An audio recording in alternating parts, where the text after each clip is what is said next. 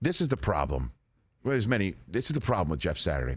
He is so damn likable, and he is such an amazing human. He truly is. Like, if I had to name a top 10 favorite humans that I've met because of my job with NFL Network, he's on the list. That's not counting us, right? I'm talking about football players who I covered and met. Gotcha. All right. Jeff Saturday, and I hold a special place.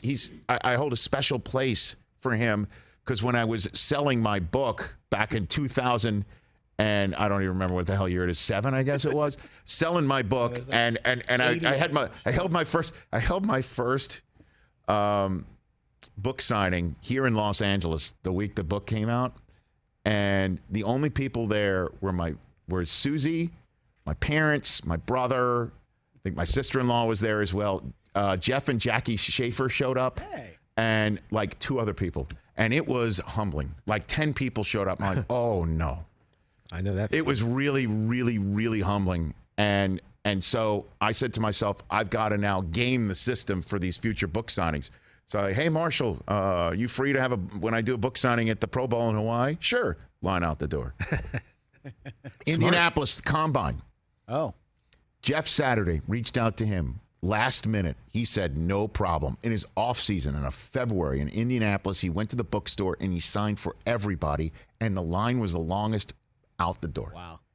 Couldn't have been. So I have to front load what I'm saying, cool. Especially since any head coach, we don't come on here and walk through clock management, mishap, or bungling, whatever you want to call it. I mean, I did call out Todd Bowles for taking Tom Brady off the field yesterday, on Sunday. I did that in yesterday's program.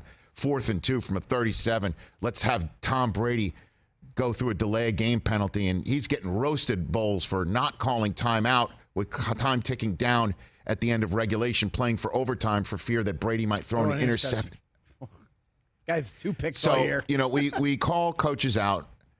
But Saturday, the problem with him is the way he's been hired and the lack of coaching experience above the high school level opens himself up to any and all criticism.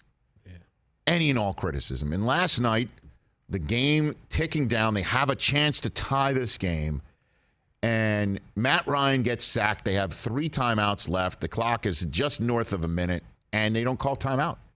Off a sack. I mean, the first thing you do off a sack when you have to drive a half the field, the first thing I'm like screaming, timeout. Timeout. And the clock ticks down and ticks down and ticks down. And then Matt Ryan runs for his life up the middle and goes headfirst too quickly. Yeah. And yes, it doesn't matter if you're sliding feet first or head first in the NFL. They will, for a quarterback, say you're giving yourself up the minute that you slide down. And he was giving himself up. Yes, yeah. And he was short. And even Joe Buck at this point in time goes, and when I say even Joe Buck, I'm like just saying he doesn't usually call too many people out. He's like, they got to take a timeout here, and they don't. There was 50 seconds on the clock at that point. Now it's just like, what are you doing? You have 3 timeouts left. Yeah. And they quickly ran one to Jonathan Taylor, and Alex Highsmith stops it right on the button from the Pittsburgh Steelers. And after the game, the guy was coached up to know what the Colts were about to do. This is what he said. And I felt like they kind of hurried up to the ball and, watched the film and kind of knowing the position the tight end was in.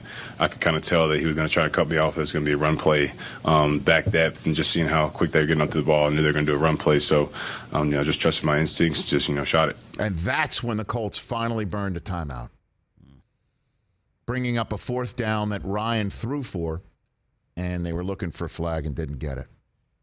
And I mean, if you call a timeout, even after Ryan is shy of the first down and the clock's ticking, and it's a scramble play, so guys are going to have to hurry back.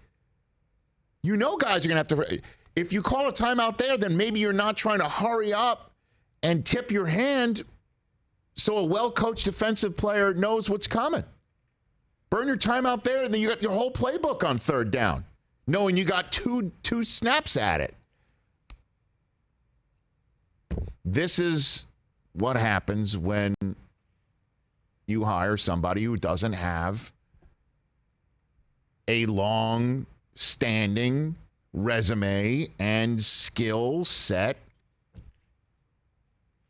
to do it. That when this stuff happens and other coaches with the skill set and resume do it, you're not opening yourself up to everybody pointing like it's that GIF from Once Upon a Time in Hollywood. Leo pointing at the screen. There it is. That's exactly what we're talking about. That's it. Rick Dalton. Yeah, the Rick Dalton GIF. That's it. Hey. I've seen it. I know it. I know what that looks like. That looks like exactly what we've been talking about when you hired the guy. And Saturday, I hate pointing it out. I hate Rick Daltoning it. We're now making it a verb, right? I hate doing it. Yeah. Got to be fair. But they're now 4-7-1. Again, print the playoff tickets in Nashville. That's happening. They had a shot. I mean, 5-6-1 is a totally different ball of wax than 4-7-1. And certainly we're talking about the Raiders and the Steelers at 4-7. They've been having a shot of doing something here. sniffing it. Sniffing it. That's what they're no longer doing. I don't think. Here I am saying 2 4-7 teams have a shot and 4-7-1 doesn't, but that's the difference between winning and losing in the NFL. Catch the Rich Eisen Show every single day on the Roku channel, 12 to 3 Eastern, for free.